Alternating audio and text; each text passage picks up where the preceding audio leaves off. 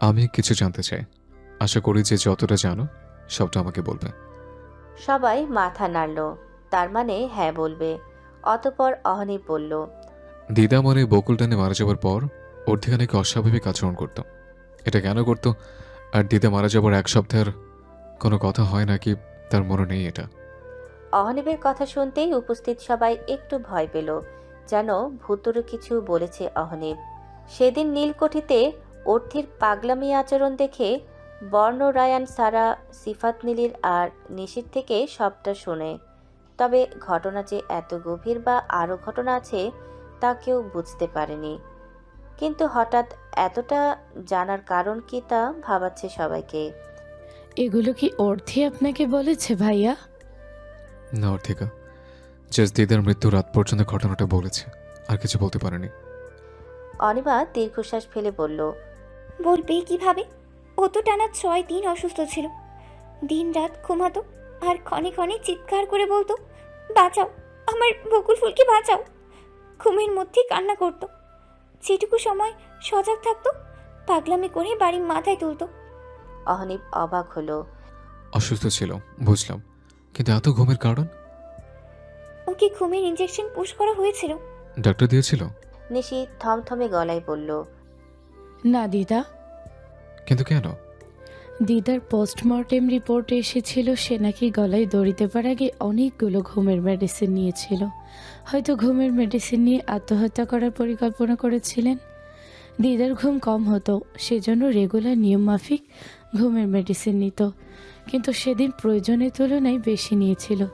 যখন দেখলো ঘুমের মেডিসিন কাজ করছে না, তখন হয়তো গলায় দড়ি দেওয়ার চিন্তাটা এসেছিল।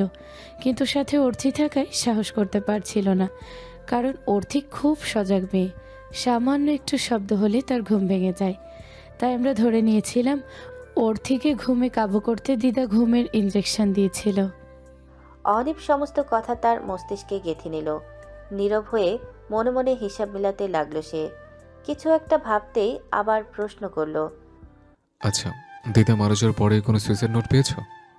অহনীপের কথায় সবাই এক বাক্যে না করল, শুধু একজন বাদে। তার দিকেই অহনীপ তীক্ষ্ণ দৃষ্টি বজায় রাখল। আচ্ছা, আমি এখন যা বলবো মন দিয়ে শুনবে। আজ এখনই সবাই ব্যাগপত্র গুছিয়ে ঢাকার উদ্দেশ্যে রওনা দেবে। কেন বলছি সেটা কেউ জিজ্ঞেস করবে না। অনিমা আর অনেক তোমরা বাবা মাকে সাবধানে নিয়ে যাবে। যদিও সবাই এখন ঢাকায় ব্যাক করতে চাইবে না, কিন্তু যেতে হবে বাধ্যতামূলক। তোমাদের বোনের ভালোর জন্য। তোমাদেরকেও ভালো থাকতে হবে। মূল কথা, বেঁচে থাকতে হবে। শেষের কথাটা শুনে সবাই চমকে উঠল। বেঁচে থাকতে হবে মানে? তাদের জীবন কি সংকটে? অজানা ভয়ে বুক কাঁপছে সবার। সবাই কক্ষ থেকে বের হয়ে গেল। কিছুক্ষণ পর অহনীপও বের হতে গেলেই হন্তদন্ত হয়ে রুমে প্রবেশ করলো নীলি। নীলিকে আসতে দেখেই অহনীপ বাঁকা হেসে খাটে বসল। তার যেন জানা ছিল নীলি তার কাছে আসবে। থমথমে পরিবেশ, কারো মুখে কোনো কথা নেই। নীলি দাঁড়িয়ে আছে, অহনীপ খাটে বসে তীক্ষ্ণ দৃষ্টি বজায় রাখছে নীলির উপর। কিছুক্ষণ পর অহনীপ নিজেই নীরবতা কাটিয়ে বলল। কিছু বলবে নীলি? নীলি শুকনো ঢোক গিলল, তারপর ছোট্ট করে উত্তর দিল, হ্যাঁ, বলো, শুনছি। দিদা মারা যাবার পর তার সুইসাইড নোট পেয়েছিলাম আমি। তুমি পেয়েছিলে নাকি ওর থেকে পেয়েছিল? আমি তোমার কাছে আছে এখনো ওটা? হ্যাঁ। অহনীপ এ পর্যায়ে ভীষণ অবাক হলো, কারণ অর্থী বলেছিল সে সুইসাইড নোট পেয়েছিল। এখন নীলি বলছে সেও পেয়েছে, তাহলে কি মারা যাবার আগে বকুল রানী 2টা নোট লিখেছিল? আমাকে দেখাতে পারবে? হ্যাঁ, কিন্তু সেটা এখানে নেই, ঢাকায় আছে। অহনীপ বিরক্ত হলো নীলির কথায়, কিন্তু তা প্রকাশ করলো না। কি লেখা ছিল নোটে? নীলি ভীত চোখে তাকালো অহনীপের পানে। অহনীপও বাজ পাখির দৃষ্টিতে নীলিকে পর্যবেক্ষণ করছে। মেয়েটা ভয় পাচ্ছে কেন? নীলি গলার স্বর নামিয়ে বলল, দিদা নোটটার স্পষ্ট বলেছিল সে চায় না অর্থী এহসান মঞ্জিলের উত্তরাধিকারী হোক। দিদা বলেছিল এহসান মঞ্জিল থেকে চলে যেতে, আর বলেছিল ছোট বাবাদের সাথে দূরে কোথাও গিয়ে থাকতে। অহনীপ বুঝতে পারছে না 2 চিঠিতে 2 রকম কথা বলার মানে কি। হ্যাঁ, অর্থী যেটা পেয়েছে সেটাই বকুল রানী বলছেন আহসান মঞ্জিল ছেড়ে চলে যেতে। আর রামিমকে বিয়ে না করতে, কিন্তু নীলির কথা অনুযায়ী চিঠিতে লেখা পুরো ফ্যামিলি থেকে আলাদা হয়ে যাওয়া মানে আজিম আহসানদের থেকে দূরে যাওয়া। তবু অহনীপ শিওর হওয়ার জন্য নীলিকে জিজ্ঞেস করলো। তোমাদের থেকেও দূরে যেতে বলেছে? নীলি মাথা নাড়ালো, অর্থাৎ হ্যাঁ। এই চিঠির বিষয়ে কে কে জানে? নেরে বল, কে কে জানে? নীলি আমতা আমতা করে বলল, কেউ না। হোয়াট? নীলির চোখ চিকচিক করছে। এখনই সে কান্না করে দিবে, কারণ তার অহনীপকে ভয় লাগছে প্রচুর। ভাঙা ভাঙা স্বরে বলল, আমি কাউকে বলিনি, কারণ বললে ছোট বাবা সত্যি সত্যি আমাদের থেকে দূরে চলে যেত ওর দিকে নিয়ে। ও আমার বেস্ট ফ্রেন্ড, ওকে ছাড়া থাকা আমার জন্য অসম্ভব, তাই বলার সাহস পাইনি। আর তাছাড়া ওরতে নিজেও একটা চিঠি পেয়েছিল নীলকুঠি থেকে, যেটার কথা সবাই জানে। তোমার চিঠিটা কোথায় পেয়েছিলে? বাবার রুমে। তোমার বাবার রুমে? তাহলে কি সে চিঠিটা পড়েনি? না, কিভাবে পড়বে? কারোর হাতে পড়ার আগেই ওটা আমি দেখতে পেয়েছিলাম। দিদা মারা যাবার একদিন পর আমিও অসুস্থ হয়ে যাওয়াতে মা আমাকে তার রুমে নিয়ে ঘুম পাড়িয়ে দেয়। আমি দিদা আর অর্থির জন্য খুব অস্থির ছিলাম। যেদিন দিদা মারা যায় ওই দিন থেকে অর্থি বেহুশ হয়ে ঘুমে কাতর ছিল। অর্থি কখনো অত গাঢ় ঘুম দেয়নি, কিন্তু ঘুমের মধ্যেই কেঁপে উঠত। আমি দিদার শোক ভুলে অর্থির জন্য পাগল হয়ে পড়েছিলাম।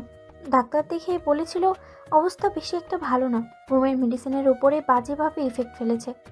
তার উপরে কেঁপে ওঠা, একটুখানি সজাগ হলে দিদার জন্য পাগলামি করা, সবাই বুঝতে পারে ও কিছু দেখেছিল হয়তো, তাই এমন করছে। সেদিন মা আমাকে শুইয়ে দিয়ে বাইরে যায়, রুমে কেউ ছিল না। হঠাৎ জানলা দিয়ে আসা ধমকা হওয়ায় অনেকগুলো কাগজ উড়ে পড়ে আমার উপরে। ঘুম ভেঙে যায়, তাকিয়ে দেখি অনেক কাগজ, বেশিরভাগই জমি দলিল আর ব্যবসা সংক্রান্ত সব কাগজপত্র। তাই সবগুলো ঘুচকাজ করতেই হাতে আসে দিদার চিঠি।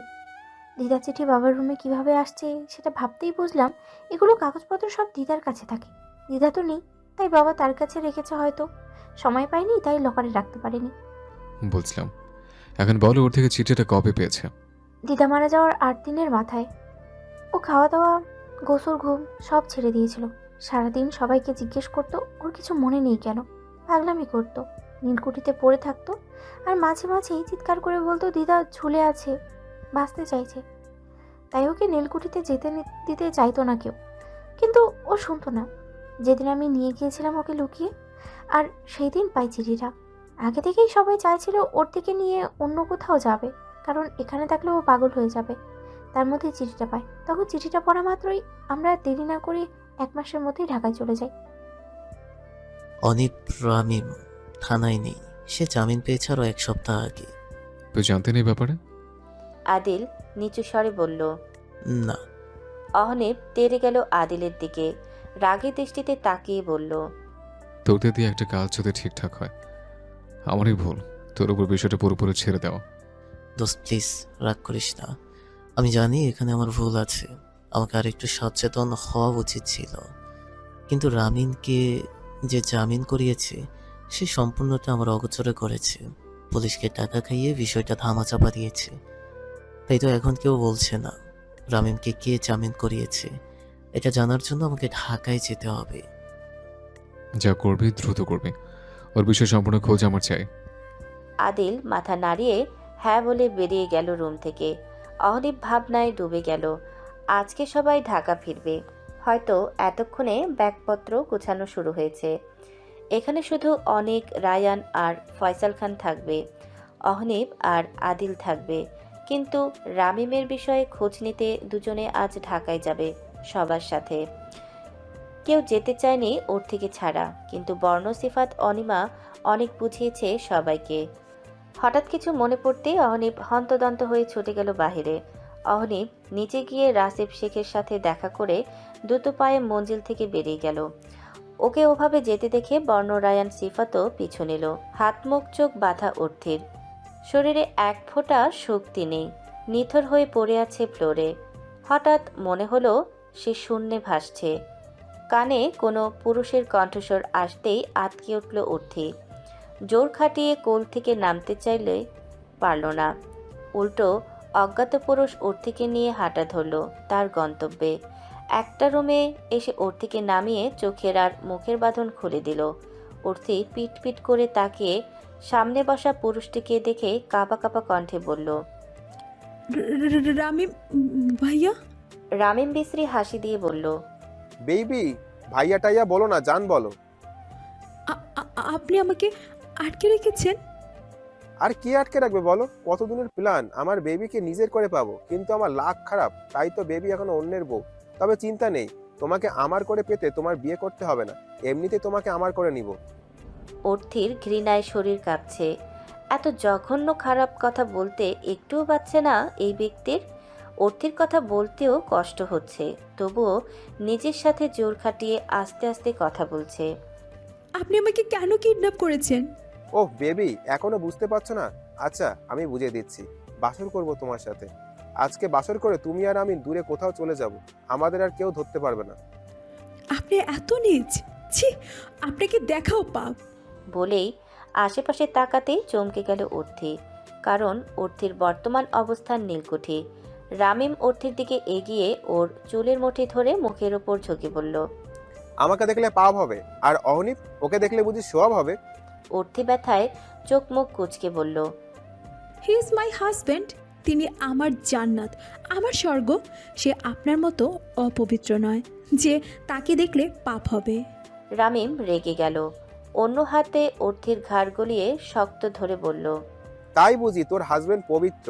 তাহলে তুইও পবিত্র, আর তোর এই পবিত্রকে আমি আজ ধুলোয় মিশিয়ে দিয়ে আমার ছোঁয়ায় অপবিত্র বানিয়ে দেব। অর্থির বুকের মধ্যে মুচড়ে উঠল। কিছু বলবে তখনই রামিম অর্থির গায়ে প্যাঁচানো ওড়না টান দিয়ে নিয়ে নিল। অর্থি লজ্জায় ঘৃণায় কুঁকড়ে গেল। এমন পরিস্থিতিতে পড়বে সে কখনো কল্পনাও করতে পারেনি। রামিম লালসময় দৃষ্টিতে অর্থির পুরো শরীর চোখ বোলাচ্ছে। সেই দৃষ্টি দেখে অর্থির মন চাইছে মরে যেতে। আল্লাহ কেন ওকে এমন পরীক্ষায় ফেললো? কি করবে ও? নিজেকে রক্ষা করার মতো বিন্দু পরিমাণ শক্তি ওর মধ্যে নেই, তার উপর হাত দুটোও বাঁধা। রামিম আবার অর্থির দিকে হাত বাড়াতেই অর্থি ফুপিয়ে কেঁদে উঠল।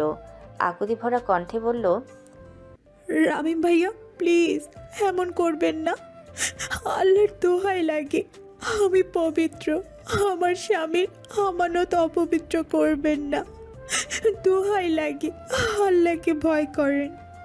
রামিম শুনল না মেয়েটার অনুরোধ আকুতি। সে তার নোংরা মন দিয়ে অর্থিকে বাজেভাবে ছুঁয়ে দিল। অর্থি রামিমের বাজে ছোঁয়াগুলো নিতে না পেরে হাঁসফাঁস করতে লাগলো। নিজের প্রতি চরম ঘৃণা তৈরি হলো তার। আল্লাহকে বারবার বলতে লাগলো তার মৃত্যু দিতে। সে বাঁচতে চায় না। সতীত্ব হারানোর আগে যেন আল্লাহ তার জীবন নিয়ে নেয়। আল্লাহ কি তার কথা শুনল? হয়তো শুনেছে, কিন্তু অন্যভাবে। তাই তো রামিম পরবর্তী পদক্ষেপ নেওয়ার আগেই তার ফোন বেজে ওঠে। ফোনটা রিসিভ করতেই হন্তদন্ত হয়ে অর্থিকে ওভাবেই ফেলে রুমটার পিছন দরজা দিয়ে বেরিয়ে যায়। ঠিক তখনই রুমটার মেন দরজা খুলে যায়। দরজায় দাঁড়িয়ে থাকা মানবটি জড় পদার্থের ন্যায় দাঁড়িয়ে আছে।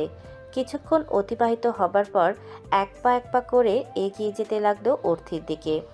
অর্থির কোনো হেলদোল নেই। সে বিছানায় পড়ে ফুপিয়ে ফুপিয়ে কাঁদছে। অর্থিকা, হঠাৎ আদর মাখা ডাকে অর্থির কান্না থেমে গেল। পরিচিত প্রিয় কণ্ঠস্বর। অর্থির ভাবনা সে ভুল ভাবছে হয়তো, কিন্তু অর্থিকে ভুল প্রমাণিত করে মানবটি আবার ডেকে উঠল অর্থিকে। অর্থি সামনে তাকাতেই প্রিয় মানুষটির অবয়ব দেখতে পেল। আস্তে আস্তে বুঝতে পারল সে ভুল না, তার সামনে দাঁড়ানো মানবটি সত্যি অহনীব। করুণ চোখে তাকিয়ে আছে অর্থির দিকে। লম্বা চুলগুলো এলোমেলো, হাত পা বাঁধা, শুকনো মুখ, মায়াবী চোখ দুটো পানিতে টইটম্বর। অর্থির ঘাড়ের কাছে দৃষ্টি যেতেই অহনীব থমকে গেল। বুকের মধ্যে ধক করে উঠল অজানা ভয়ে। কাপা কাপা দৃষ্টিতে অর্থিকে পূর্ণভাবে দেখল। গায়ে ওড়না নেই, পেটের ওপর থেকে কামিজের অংশ সরে গেছে। না, সরে যায়নি, ছিঁড়ে গেছে। কাঁধের ওপর থেকে জামার গলা নামিয়ে রাখা। সেই সাথে পুরুষালী হাতের শক্ত ছাপ অর্থির ফর্সা শরীরে স্পষ্ট। অহনীব আর দেখতে পারল না। নিচু হয়ে অর্থিকে ঝাপটে ধরল। অর্থি ব্যথায় কুঁকড়ে উঠল। অহনীব সেদিকে কোনো খেয়াল নেই। সে তার অর্ধাঙ্গিনীকে আদর করতে ব্যস্ত। অর্থির সারা মুখে চুমুতে ভরিয়ে দিল। অহনীবের পরশে অর্থি কেঁপে কেঁপে উঠল। বাহির থেকে আসা শোরগোলে অহনীব থামল। অর্থি ততক্ষণে নেতিয়ে পড়েছে। অনিপ অর্থির হাত পায়ের বাঁধন খুলে দিয়ে আশেপাশে তাকিয়ে ফ্লোরে পড়ে থাকে ওড়নাটা নিয়ে অর্থির গায়ে ভালোভাবে জড়িয়ে দিয়ে নিজের বুকের সাথে মিশিয়ে নিল। তখনই সবাই কক্ষে উপস্থিত হলো। অর্থির অবস্থা দেখে রুবিয়া হাসান আর নীলি সশব্দে কান্না করে উঠল। তখন বর্ণ এসে বলল, ভাই, রামিমকে ধরেছি, পালাতে পারেনি, কিন্তু বাইরে পাহারা দেওয়া গার্ডগুলো আর দারোয়ানগুলোকে ধরতে পারেনি। ওরা হয়তো আগেই বুঝতে পেরেছিল আমরা নীলকুঠিতে আসব। অহনিপ কিছু বলল না। সে স্থির চোখে তাকিয়ে আছে অর্থির মুখের দিকে। বর্ণ চলে যেতেই চোখ দুটো গেল কান্নারত নীলির দিকে। এই দুটো দিনে মেয়েটার কত রূপ যে বর্ণ দেখলো তা হিসাব ছাড়া। বেস্ট ফ্রেন্ড রূপী বোনকে যদি এতটা ভালোবাসতে পারে, তাহলে জীবনসঙ্গীকে কতটা ভালোবাসবে এই মেয়ে। ভাবতেই বর্ণ মনে মনে ঠিক করলো জীবনসঙ্গিনীর ভালোবাসার ভাগটা সেই নেবে। ভাগ কেন, পুরোটাই সে নেবে। ভাবতে মুচকি হেসে বেরিয়ে গেল বর্ণ। অর্থি ঘুমিয়ে আছে। ওর পাশে বসে আছে রুবি হাসান, নীলি আর অনিমা। অনিপ বাইরে গিয়েছে, যাবার আগে করার নির্দেশ দিয়েছে সে না ফেরা অবধি কমপক্ষে দুজন যেন অর্থির কাছে থাকে। রামিমকে একটা রুমে হাত পা বেঁধে ফেলে রাখা হয়েছে। তার আগে অবশ্য কয়েক ঘা মেরেছে বর্ণ আর অনেক। এটা নিয়ে লতিফা বেগম পুরো বাড়ি মাথায় তুলেছে। আদরের ছেলে এতদিন জেলে ছিল, আবার এখন এভাবে মেরে আটকে রেখেছে। মা তো সন্তান যতই ভুল করুক না কেন, মায়ের কাছে সে সব সময় নির্ভুল। রামিমের নানি মেয়ে লতিফা বেগমকে সামলাচ্ছেন, আর অন্যদিকে রাসিফ শেখ নাতির এমন কাণ্ড দেখে রাগে কাঁপছে। আজিম হাসান আতিফ আসলাম থ মেরে বসে আছে। নীলা হাসান আর রিতা খান রান্না করছে, সাথে এগিয়ে দিচ্ছে বুলির মা বুলবুলি। ফয়সাল খান ডক্টরের সঙ্গে কথা বলছে। বাকিরা যে যার মতো আছে। আজ আর কেউ ঢাকা ফিরবে না। অর্থি সুস্থ হলে একসাথে যাবে সবাই। তুই বুঝলি কিভাবে অর্থী নীলকুঠিতে?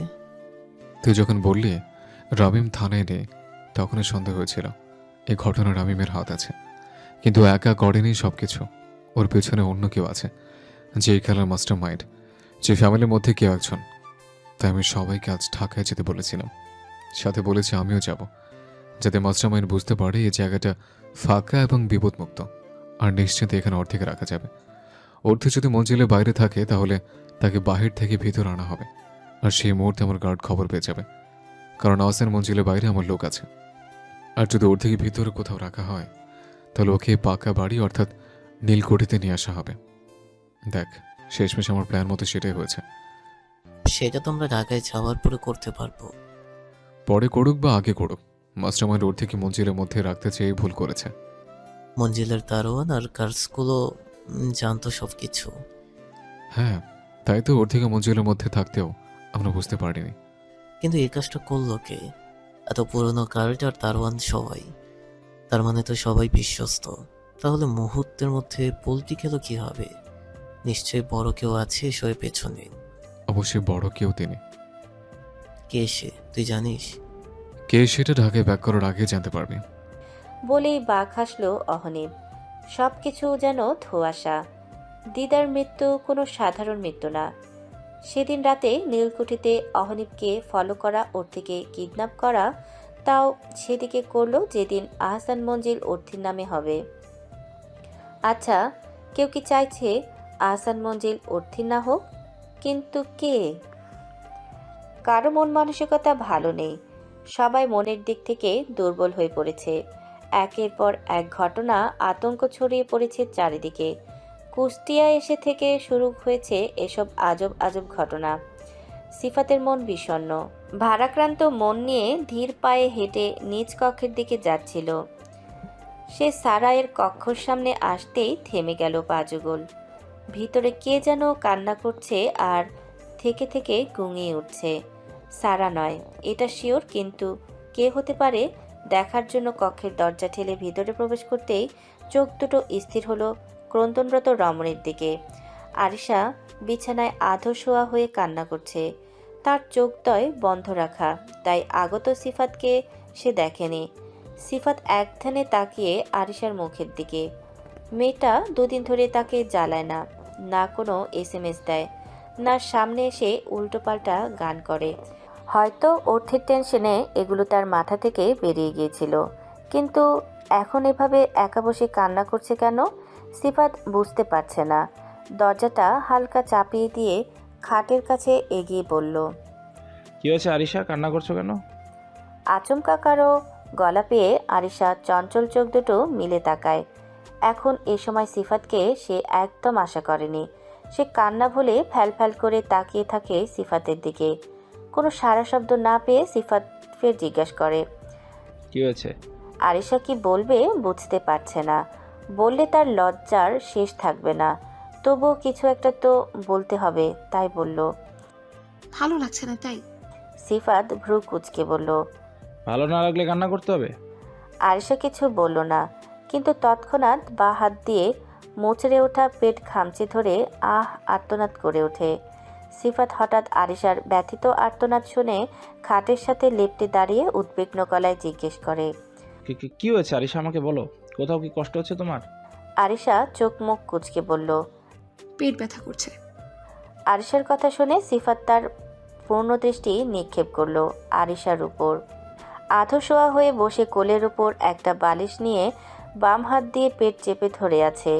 সিফাত হয়তো বুঝলো আরিশার সমস্যা, তাই আর কোনো কথা না বাড়িয়ে বলল, আমি সারাকে দিয়ে মেডিসিন পাঠিয়ে দিচ্ছি, খেয়ে নিও, ব্যথা কমে যাবে। কথাটা বলেই সিফাত খুব দ্রুত কক্ষ ত্যাগ করলো। কেন জানি তার দম বন্ধ হয়ে আসছে, তাকাতে পারছে না আরিশার কান্নারত মুখের দিকে। আরিশা পেট এত ব্যথা যার জন্য তার প্রিয় মানুষ তার উৎকণ্ঠিত চাহনি সে দেখতে পেল না। অহনীপ দরজার কাছে দাঁড়িয়ে আছে, তার দৃষ্টি পাগলামি করা অর্থির দিকে। অর্থি ঘুম থেকে ওঠার পর পাগলামি শুরু করেছে, কাউকে কাছে ঘেঁষতে দিচ্ছে না, হাত দিয়ে নিজের হাতে পায়ে মুখে আঁচড় কাটছে। এসব দেখে রুবি হাসান অহনীপকে কল করে।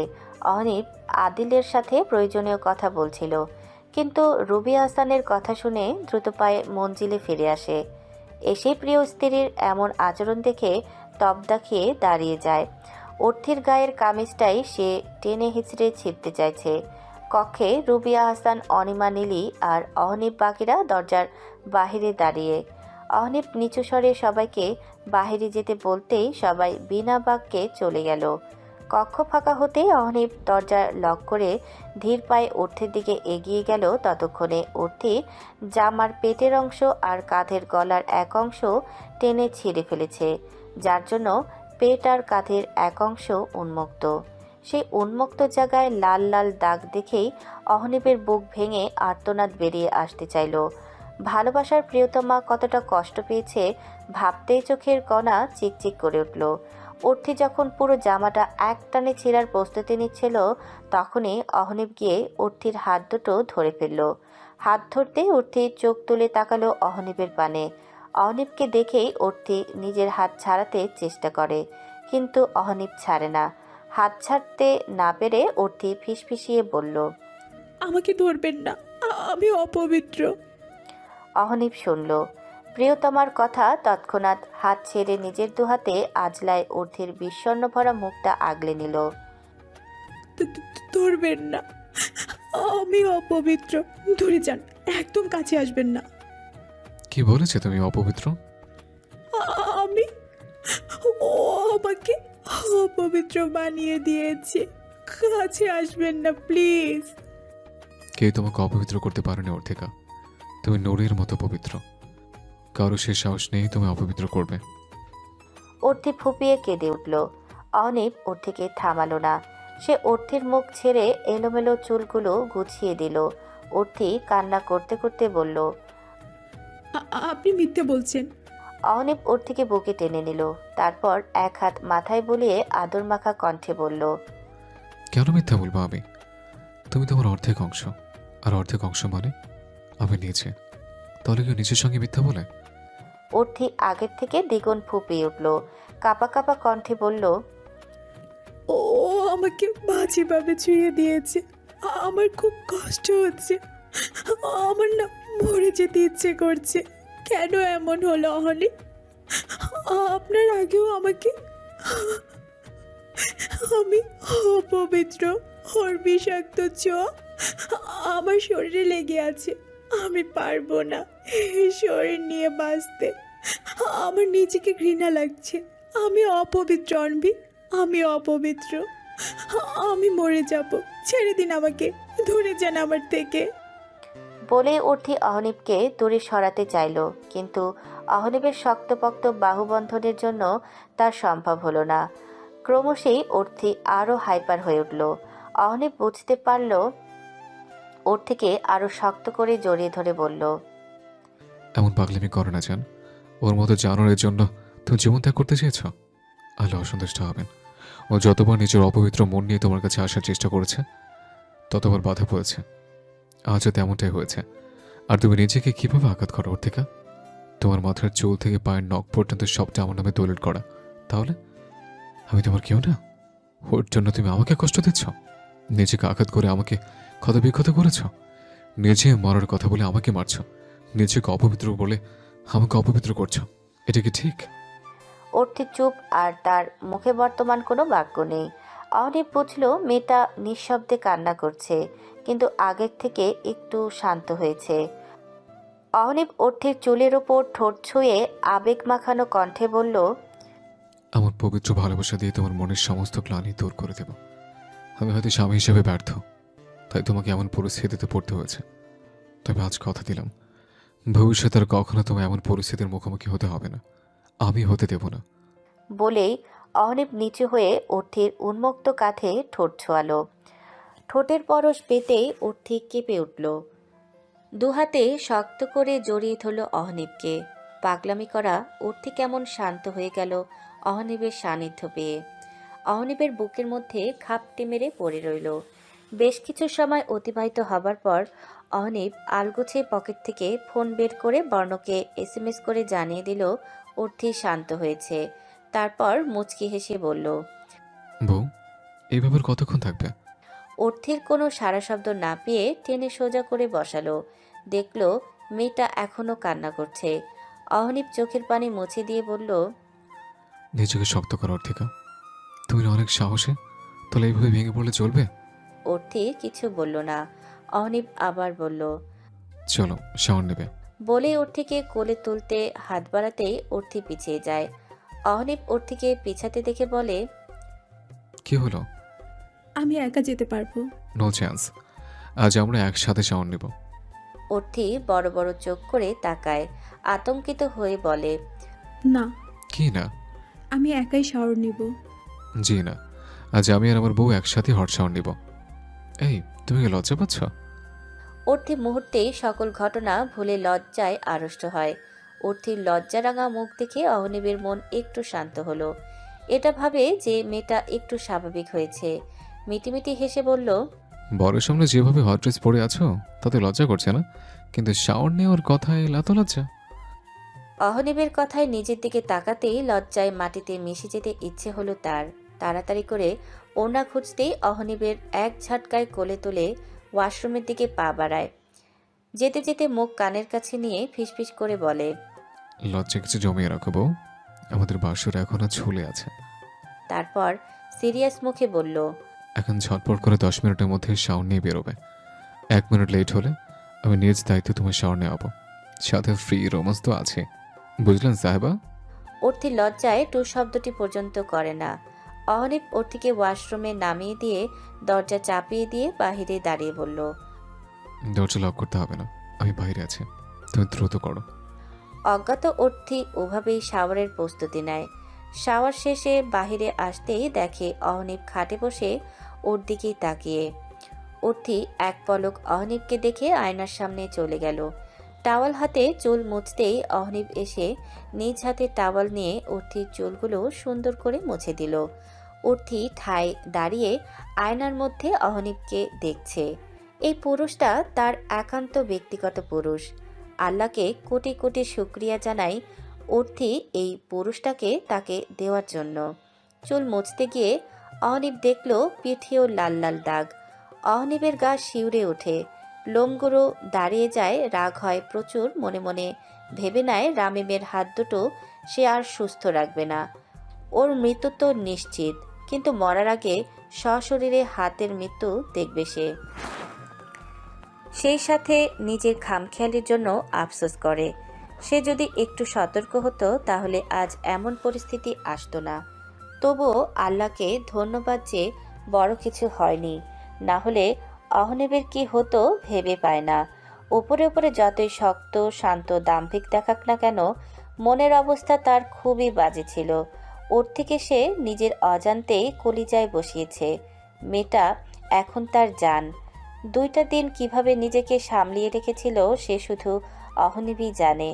অহনিব ওর থেকে ছেড়ে হাতে অয়েন্টমেন্ট তুলে নিল, তারপর পিঠে ছড়িয়ে পড়া চুল একপাশে রেখে লাল হয়ে যাওয়া জায়গায় আলতো করে ঠোঁট ছুঁয়ে দিল।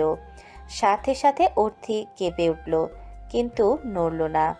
তারপর সেখানে অহনিব অয়েন্টমেন্ট লাগিয়ে দিল। একইভাবে অর্থির কাঁধে ঠোঁট ছোঁয়ালো।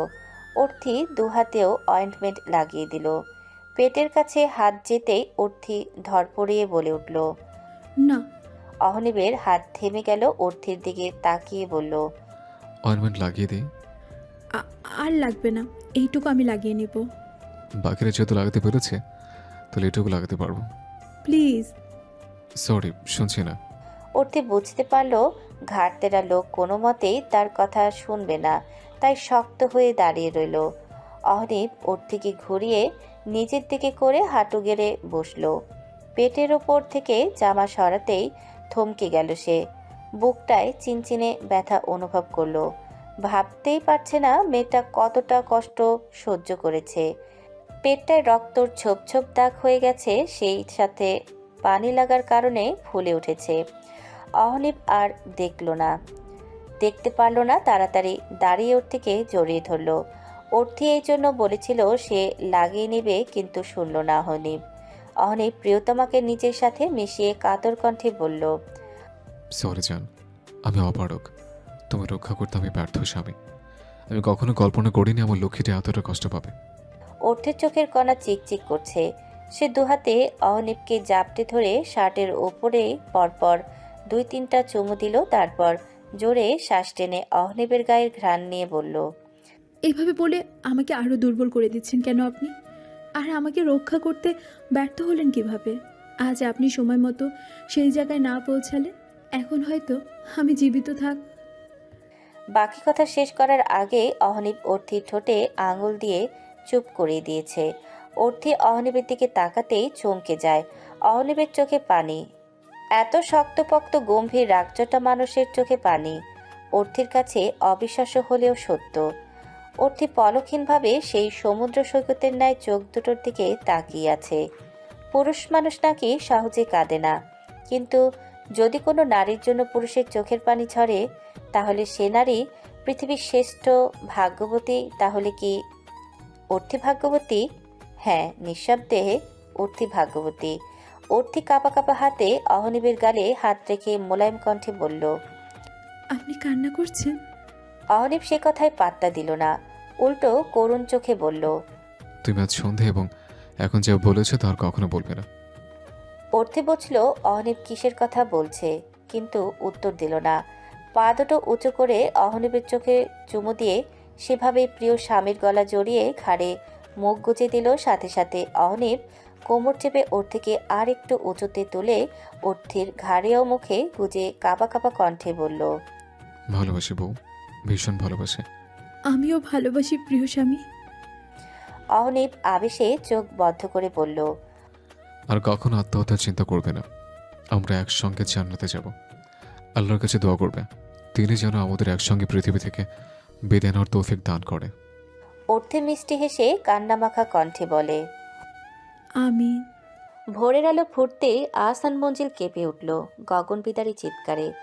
যে চিৎকার কর্ণবিবরে পৌঁছাতেই ধরপড়িয়ে ওঠে অর্থি এভাবে উঠতেই অহনিবের ঘুম ভেঙে গেল। এই তো কিছুক্ষণ হবে দুজন নামাজ আদায় করে ঘুমিয়েছিল। অহনিব উঠে বসে অর্থিকে কিছু বলতে যাবে, তখন আবারও চিৎকার দিয়ে উঠল কেউ। সাথে সাথে অর্থি এগিয়ে এসে অহনিবের সঙ্গে মিশে বসল। অর্থি ভয় পাচ্ছে দেখে অহনিব অর্থিকে আশ্বস্ত করল, লতিফা ফুপির গলা না এটা? তাই তো মনে হচ্ছে, কিন্তু এইভাবে চিল্লাচ্ছে কেন? চলুন না নিচে গিয়ে দেখি। তুমি অসুস্থ, তোমার যেতে হবে না, আমি দেখে আসছি। অহনিব খাট থেকে নামার প্রস্তুতি নিতে অর্থি অহনীপের হাত আঁকড়ে ধরে করুণ চোখে তাকালো, যা দেখে অহনীপ ছোট একটা নিঃশ্বাস ফেলে বলল, আসো। অহনীপ দরজার দিকে এগিয়ে যেতে দরজায় কড়া আঘাত পড়ে, যেন দরজার ভেঙে ভেতরে আসবে কেউ। অহনীপ তাড়াতাড়ি দরজা খুলে দেখে সিফাত দাঁড়িয়ে হাঁপাচ্ছে। কি হয়েছে তোর? ভাই ভাই রামিম, হ্যাঁ, কি হয়েছে রামিমের? ভাই রামিম বেঁচে নেই। সিফাতের কথায় বিস্ফোরণ ঘটালো যেন। রামিম বেঁচে নেই মানে কি? কিছু মাথায় ঢুকছে না। অর্থি অহনীবের ফের আর এক দফা চিৎকারে তিনজনে নিচে গেল। এবার অহনীবের উদ্দেশ্য চিল্লাচিল্লি করছে লতিফা বেগম।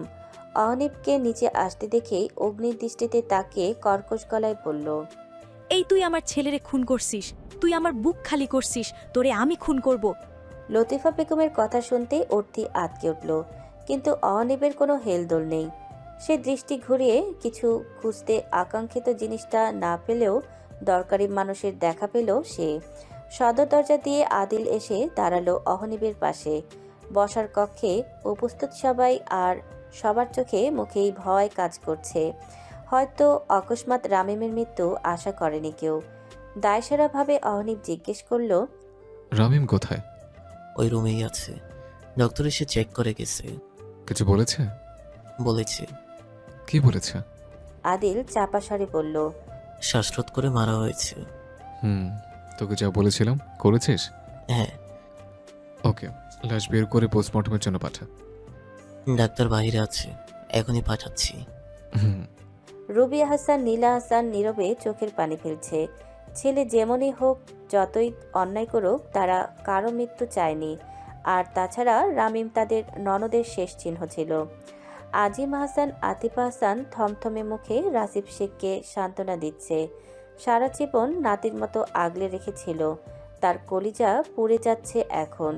লতিফা বেগম কান্না করতে করতে আবার গর্জে ওঠেন, এই ছেলে, তোকে পুলিশে দিব আমি। তুই আমার ছেলেরে খুন করে এখন নবাব সেজে আছিস?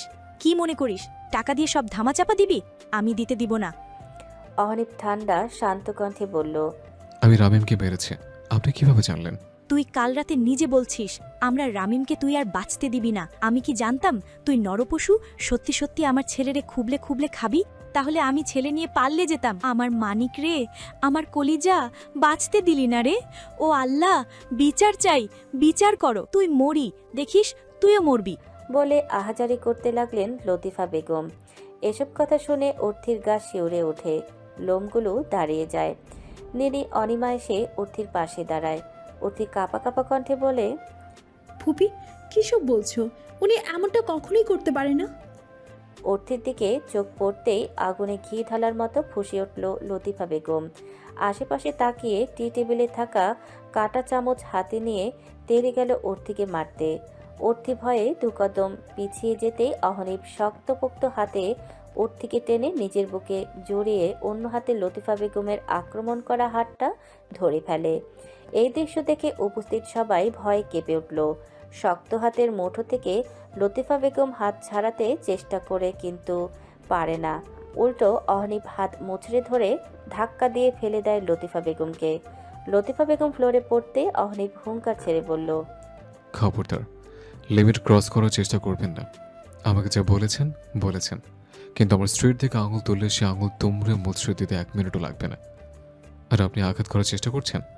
আপনার ছেলের আজকের এই পরিস্থিতির জন্য দায়ী সে নিয়েছে। ওর মতো অকালের প্রাণ ত্যাগ করতে চাইলে আসেন, এখনই মেরে জ্যান্ত পুঁতে দিই। আসুন। অহনীবের হুঙ্কারে সবাই কেঁপে উঠল। ভয়ঙ্কর চাহনি লাল হয়ে যাওয়া কঠিন মুখ দেখে সবার আত্মা যায় যায়। রিতা খান মুখে আঁচল চেপে কান্না করে দিল। শেষ পর্যন্ত ছেলে কিনা খুন করলো, কিন্তু লতিফা বেগম দমলেন না। তিনি কঠিন মুখে বললেন, এই মেয়ের জন্য আজ এই সমস্যা। ও যদি না থাকতো তাহলে না আমার ছেলে মরতো, না এত ঝামেলা হতো।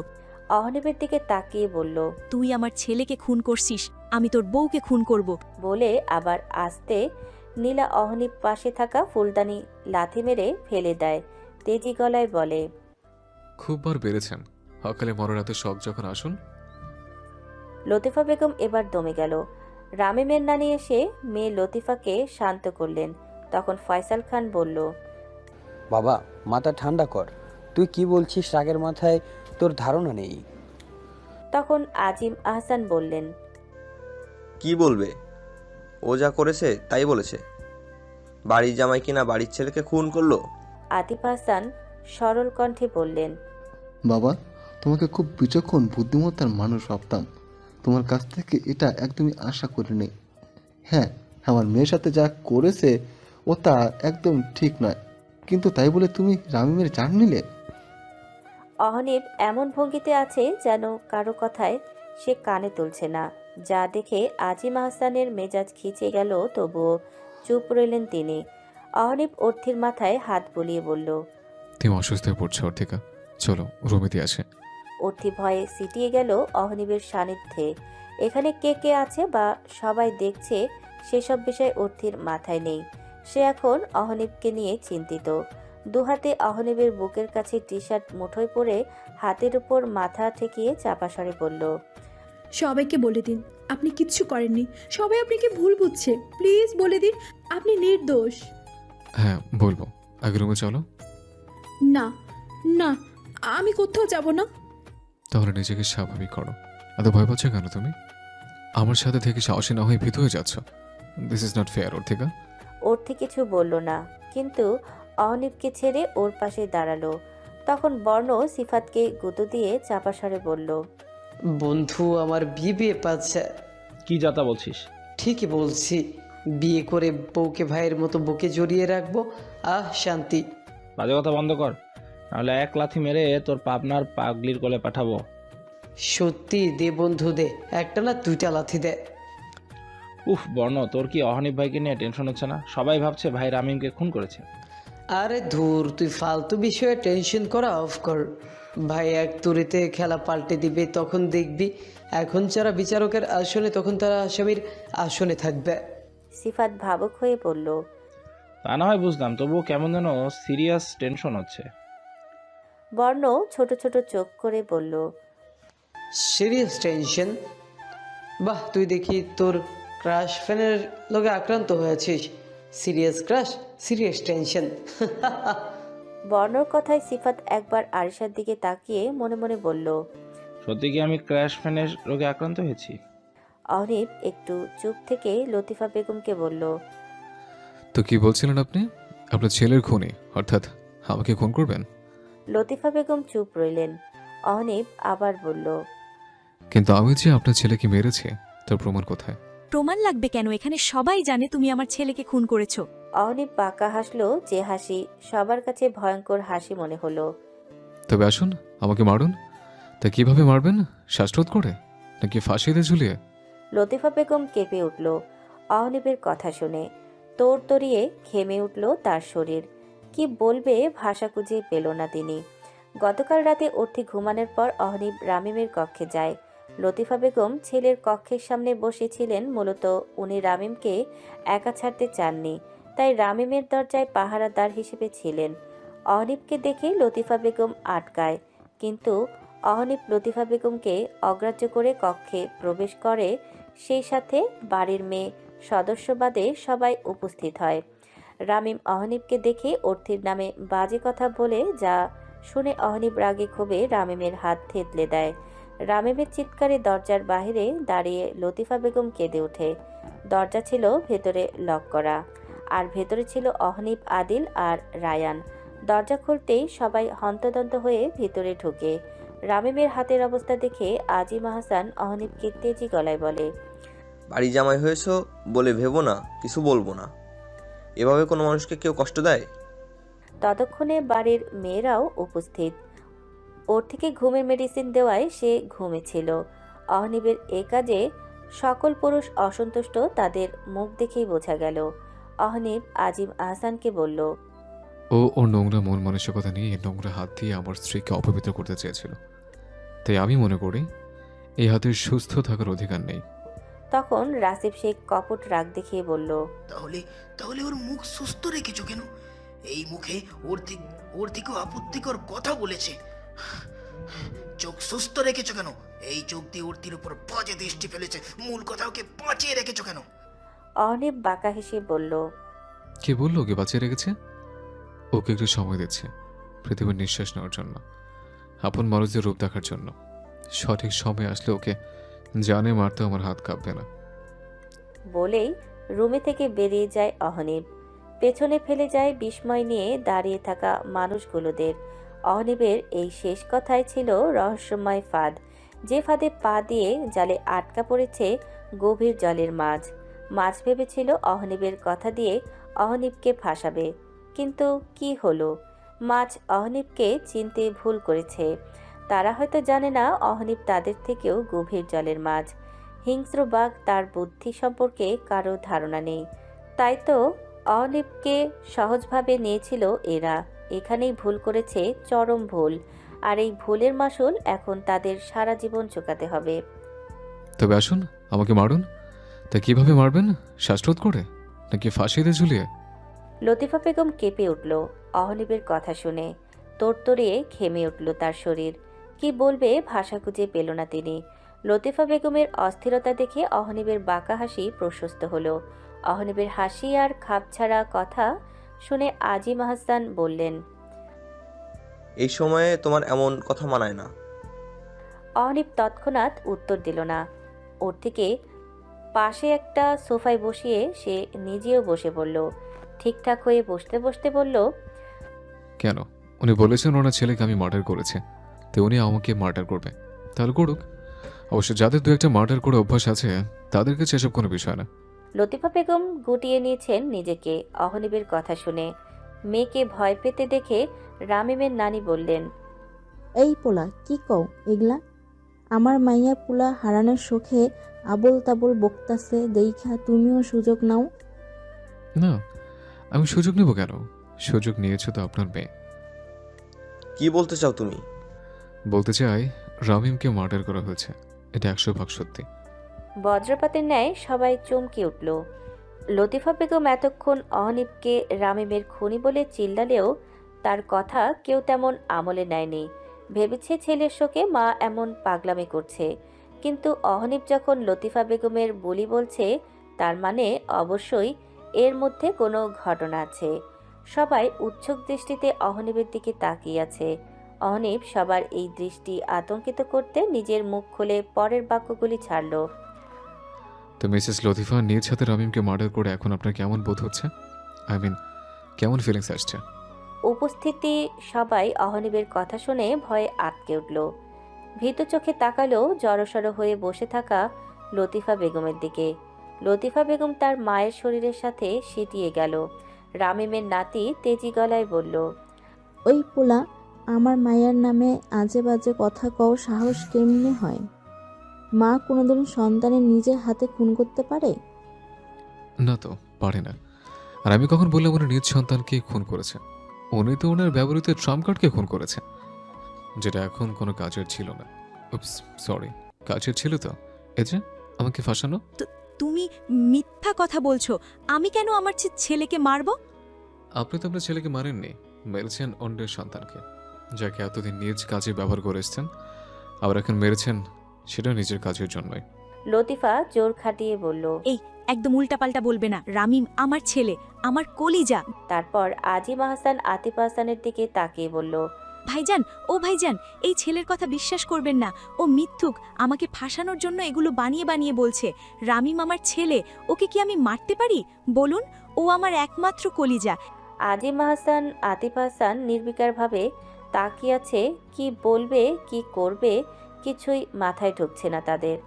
তখন অহনীপ তাদের মাথা আরও খারাপ করে দেওয়ার জন্য বলল, ভুল বললেন, আপনার কলেজের টুকরা রামিম নয়, লিওন। ইয়েস, লিওন ইসলাম আপনার কলেজের টুকরা, যার বর্তমান অবস্থান কুয়েতে। সবাই বিস্ময় চোখে তাকিয়ে আছে। অহনীপ কি বলছে কি করছে কিছুই তাদের মাথায় ঢুকছে না। মাথা যেন কেমন ভো ভো করছে। এদিকে লিওনের নাম শুনতে লতিফা বেগম প্রচুর ঘাবড়ে গেল। অহনীপ তা দেখে নড়ে চড়ে আরাম করে বসল। পকেট থেকে ফোন বের করে ফোনে কিছু একটা করতে করতে বাঁকা হাসল। উপস্থিতি সবার মধ্যে বোম ব্লাস্ট করে এমনভাবে রয়েছে যেন কিছু হয়নি, সব কিছু স্বাভাবিক। কিছুক্ষণ অতিবাহিত হওয়ার পরে লতিফা বেগম তোতলানো কণ্ঠে বলল, লিওন কে? অহনীপ ফোনের দিকে নজর রেখেই বলল, নিজের ছেলে পরিচয় ভুলে গেলেন? ওকে, আমি না হয় আপনার ছেলের বায়োডাটা দেই। শফিকুল ইসলাম ও লতিফা বেগমের একমাত্র পুত্র লিওন ইসলাম গত 5 বছর তিনি কুয়েতে জীবনযাপন করছে। সেই সাথে নিখুঁতভাবে প্ল্যান মাফিক মা, নানা এবং নানিকে নাচিয়ে চলছে। উপস্থিতি সবাই আর এক দফা চমকালো। আজ যেন তাদের চমক খাওয়ার দিন। এত এত সত্য, এত রহস্য সবাইকে দফায় দফায় চমকিত করছে। কিন্তু শেষের কথাটা কর্ণকুহরে পৌঁছাতেই আহসান বাড়ির সকল সদস্য অবিশ্বাস চোখে তাকালো রাসিব শেখের দিকে। লতিফা বেগমের ছেলে আছে, সেটা যতটা না অবিশ্বাস্য তার থেকেও বেশি অবিশ্বাস্যকর এই জঘন্য খেলায় রাসিব শেখের অংশ থাকা। আতিফ আহসান বিস্ময় চোখে তাকিয়ে বললেন, মামাজি, জামাই এগুলো কি বলছে? লতিফা নিজের ছেলে আছে, নিজ হাতের রামিমকে খুন করেছে। আপনিও কি এর সাথে যুক্ত? রাসিব শেখ আমতা আমতা করে বলল, তোমরা তোমরা এতদিন ওর কথা বিশ্বাস করেছো? এতদিন তোমাদের সঙ্গে আছি, তোমাদের ঘর বাড়ি দেখেছি, করেছি এত এত জমি চাষাবাদ, সবকিছু দায়িত্ব নিয়েছি। বিশ্বাসযোগ্য না হলে কি এ কাজের দায়ভার তোমরা আমাকে দিতে? অহনীর তৎক্ষণাৎ হেসে উঠল, যাকে বলে তাচ্ছিল্যের হাসি, গা জ্বালানো হাসি। অহনীবের এহেন হাসির কারণ কারো বোঝার সাধ্যই হলো না। এক পর্যায়ে হাসি থামে অহনীব ব্যঙ্গ করে বলল, খুব বিশ্বাসযোগ্য বলে দাবি করেছেন নিজেকে? এতটাই বিশ্বাসযোগ্য যে উত্তর পাশে চাষাবাদী জমি নিজ নামে করেছেন, সেই সাথে প্রতি মাসে মোটা অঙ্কের টাকা আত্মসাৎ করে কুয়েতে নাতির জন্য পাঠান, আর বলেন এ টাকা অনাথ আশ্রমের জন্য ব্যবহার করা হয়। আপনি এতটাই বিশ্বাসযোগ্য যার জন্য আমাকে ফাঁসাতে রামিমকে মেরে দিলেন। অহনীবের কথা শেষ হতেই আতিফ হাসান বলল, উত্তর পাশের জমি মানে? আপনি যে বলেছিলেন রানীমা মারা যাবার আগে ও জমি বিক্রি করে দিয়েছেন, তাহলে? আতিফ হাসানের কথার সুর ধরে আজিম হাসান বললেন, হ্যাঁ, আর মাস শেষে ঢাকা থেকে আমরা যে টাকা পাঠাই এবং এখানকার জমিতে চাষাবাদ যে টাকা উঠে সেটা নাকি অনাথ আশ্রমে দেন। এসব কি মিথ্যা বলেছেন? এই জন্যই কি এতদিন অনাথ আশ্রমের কোনো পরিবর্তন আসেনি? রাসিব শেখ কারো কথায় উত্তর দিতে পারল না। দিবে কিভাবে? তার কাছে উত্তর থাকলে তো দিবে। তখন নীলি ফট করে বলে উঠল, দাদাজি, তাহলে কি আপনি ওর থেকে কিডন্যাপ করেছিলেন রামিমকে দিয়ে? রাসিব শেখ উত্তর না দিলেও আদিল বলল। হ্যাঁ। আদিলের উত্তর অর্থের কানে পৌঁছাতেই সে ব্যথাতুর চোখ চাইল রাসিব শেখের পানে। সে চোখে জোয়ার রয়েছে বিশ্বাস ভাঙার ব্যথা। চোখজোড়া যেন নিষ্পলকভাবে বলে যাচ্ছে, দাদাজি, আপনার এরূপ আমি বিশ্বাস করতে পারছি না, নিতে পারছি না। আপনি সত্যি কি এমনটা করেছেন? রাসিব শেখ কিছুক্ষণ অর্থের দিকে তাকিয়ে আর তাকালো না, ভুলেও সে চোখে চোখ রাখল না। আর এতেই যেন অর্থি তার উত্তর পেয়ে গেল। চুপ মেরে বসে রইল অহনীবের পাশে। ঠোঁট দুটো মৃদু ফাঁক করে দম ফেলল সে। অহনীব এক পলক অর্থিকে দেখল, তারপর লতিফা বেগমকে বলল, মিসেস লতিফা, আপনি কিছু বলবেন নাকি আমি লিওনকে বিয়েতে আনার বিশেষ ব্যবস্থা করব? লতিফা বেগম আটকে উঠলেন। তৎক্ষণাৎ তড়িঘড়ি করে বলে উঠলেন, না না বাবা, লিওন কিচ্ছু জানে না, ও এসবের মধ্যে নেই। ওকে তুমি এসবের মধ্যে টেনো না, দয়া করো। তখন আদিল ঠাট্টা স্বরূপ বলে উঠল, আচ্ছা নিলয়, এসবের মধ্যে না থাকলে 5 বছর আগে আপনাদের বকুল রানীকে মারার প্ল্যানটা কে দিয়েছিল? এবার যেন বড়সড় ধাক্কা খেল সবাই। মাথায় আকাশ ভেঙে পড়ার মতো এক আকাশ বিস্ময় নিয়ে চেয়ে রইল আদিলের মুখের দিকে। ভাবতে লাগলো আদিল কিছুক্ষণ পূর্বে কি বলল। অর্থি আদিলের কথা শোনা মাত্রই সোফা ছেড়ে উঠে দাঁড়িয়েছে। শরীর কাঁপছে, যাকে বলে অসম্ভব রকমের কাঁপা। একদিকে এত ধাক্কা, চেনা মানুষের এত রূপ, এত মিথ্যা, এত অবিশ্বাস হয়ে যাওয়া অসম্ভব। অর্থি এতক্ষণ নিজেকে স্বাভাবিক রাখার চেষ্টা করেছে, যথেষ্ট চেষ্টা করেছে সে, কিন্তু বকুল রানীর কথা উঠতেই তার চেষ্টার বাঁধ ভাঙল।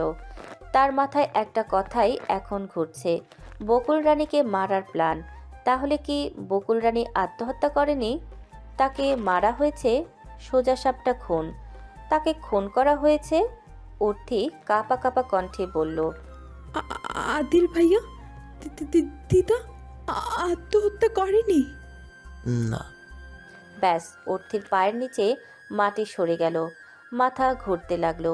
খেই হারিয়ে ফ্লোরে ঢলে পড়তেই সবাই অর্থি বলে চিৎকার করে উঠল। বকুল রানীর নামটা শুনতেই মনে পড়ে যায় শক্ত ব্যক্তিত্ব সে নারীকে, যার কঠোরতা, বুদ্ধিমত্তা, ন্যায় বিচার, অভাবনীয় চিন্তা, মায়া মমতা দিয়ে নিজের সংসার, ছেলে মেয়ে সহ আহসান মঞ্জিলের সকল দায়িত্ব পালন করেছে। সেই নারী আত্মহত্যা করেছে। কেন করেছে? বেঁচে থাকতে নাতিকে দেওয়া কথার খোলপ করতে পারবে না বলে জীবন দিয়েছে, যাতে তার মৃত্যুর পর অর্থের সঙ্গে রামিমের বিয়ে না হয়। এটাই তো জেনে এসেছে সবাই এতদিন, কিন্তু এখন সব কিছু অন্য কথা বলছে। আত্মহত্যা করেনি বকুল রানী, তাকে খুন করা হয়েছে। এই সত্য এখন প্রতিটা মানুষের মধ্যে ঝড় তুলে দিয়েছে। আজিম হাসান ধপাস করে ফ্লোরে বসে পড়লেন। আতিফ হাসান পাথরের ন্যায় দাঁড়িয়ে। রুবি হাসান, নীলা হাসান এবার হাউমাউ করে কান্না করে দিয়েছে। যতই আপন মা না হোক, তবুও সে মাই ছিল। রানীমা কত শ্রদ্ধা আর আবেগের ডাক ছিল এটা। মায়ের মতো শাসন করা, ভালোবাসা, খেয়াল রাখা, যত্ন করা সবকিছু তো তিনিই করেছেন। আর সেই মাকে তাদের অগোচরে হত্যা করা হলো, আর তারা কিনা ভেবেছে ঠুনকো বিষয়ে প্রাণ ত্যাগ করে বোকামি করেছে সে। মনে মনে ভীষণ অনুতপ্ত হলেন তারা। অর্থি ফ্লোরে পড়ার আগেই অহনীপ তাকে নিজ বাহুবন্ধনে জড়িয়ে ধরেছে। বসার কক্ষে উপস্থিত সবার মধ্যে শোকের ছায়া নেমে এসেছে, শুধু লতিফা বেগম, রাসিফ শেখ বাদে। রামিমের নানি অবাকের চূড়ান্ত পর্যায়ে আছে। তিনি তার স্বামী আর মেয়ের সব কুকাজের কথা জানলেও নিজ বোনকেও, রামিমকে হত্যার বিষয়ে তার অজানা। ওর থেকে অসুস্থ হতে দেখে নীলি, অনিমা সব ভুলে দৌড়ে এলো কাছে। মাথায় হাত বুলিয়ে বলল, বোন, তুই ঠিক আছিস? অর্থি তৎক্ষণাৎ উত্তর দিল না। অহনীপকে ছাড়িয়ে উঠে দাঁড়ালো। মাথা কেমন ঘুরছে, শরীর অসাড় হয়ে আসছে। 2 দিন বন্দি থাকায় না খেয়ে, ভয়ে, আতঙ্কে ওর শরীর ভীষণ দুর্বল। তার উপর একের পর এক ঘটনা ঘটেই যাচ্ছে, কিন্তু সে এসব কিছুই পাত্তা দিল না। এক পা করে এগিয়ে গেল রাসিফ শেখের কাছে। অর্থির সামনে এসে দাঁড়াতেই রাসিফ শেখ দৃষ্টি লুকালো, কিন্তু তাতে লাভ হলো না। অর্থির কান্না ভেজা নির্মল কণ্ঠ কানে আসতেই তাকালো অর্থির দিকে। এমন কেন করলেন দাদাজি? আমার দিদা না আপনার বোন ছিল? আমি কিছু করিনি। তোমার স্বামী মিথ্যে বলেছে। আপনি মিথ্যে বলছেন? তোমার কাছে প্রমাণ আছে? হ্যাঁ আছে।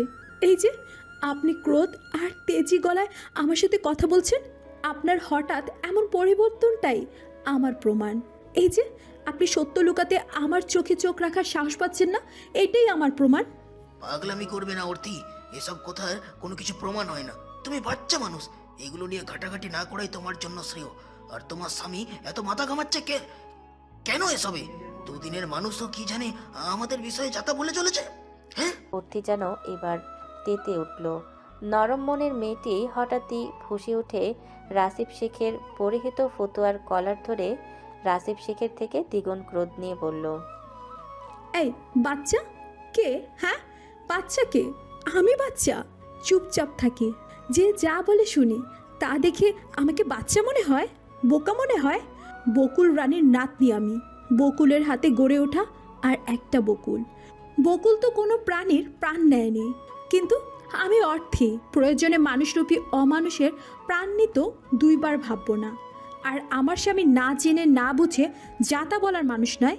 সে যখন আপনাদের দিকে আঙ্গুল তুলেছে, তার মানে পাকাপোক্ত ব্যবস্থা সে করে এই পথটা বাড়িয়েছে। বলে রাসিফ শেখকে ধাক্কা দিল। টাল সামলাতে না পেরে রাসিফ শেখ ছিটকে পড়ে পিছনে থাকা সোফায়। উপস্থিত সবাইকে অর্থির অগ্নিরূপ দেখে বিস্ময় বিহ্বল। ভাবতেই পারছে না শান্তশিষ্ট মেয়ের আড়ালে এমন বাঘিনী রূপ লুকায়িত। অর্থি কারো দৃষ্টিতে পাত্তা দিল না। সে তেড়ে গেল লতিফা বেগমের দিকে। লতিফা বেগম অর্থিকে নিজের দিকে ধেয়ে আসতে দেখে তড়িঘড়ি করে উঠে দাঁড়ালো। দাঁড়াতেই অর্থি লতিফা বেগমের গাল চেপে ধরল শক্ত করে। লতিফা বেগম ব্যথায় কুঁকড়ে গেল, যেন আঙুলগুলো গালের মধ্যে গেঁথে যাবে। কেন মেরেছেন আমার দিদাকে? আর কি উদ্দেশ্য আপনাদের? লতিফা বেগম অস্পষ্ট গুঙিয়ে উঠল, যা শুনে অর্থি আরও জোরে চেপে ধরল। কেউ এগিয়ে এলো না অর্থিকে থামাতে। অহনীব আয়েশ করে সোফায় বসে আছে। লতিফা বেগম ছাড়াতে চেষ্টা করে কিন্তু অর্থি ছাড়ে না। তা দেখে অহনি ভাবলেশীনভাবে বলে, অর্থিকা ছেড়ে দাও, এখন সব বলে দেব। অহনিবের কথা শুনে মাত্রই ছেড়ে দেয় সে। এতে যেন লতিফা বেগম জোর বাঁচা বাঁচল। বড় বড় দম নিতেই রামিমের নানি কাছে আসলেন। লতিফা বেগমের ডান হাত ঝাঁকিয়ে বললেন, আমার বোনকে তোমরা মারছো,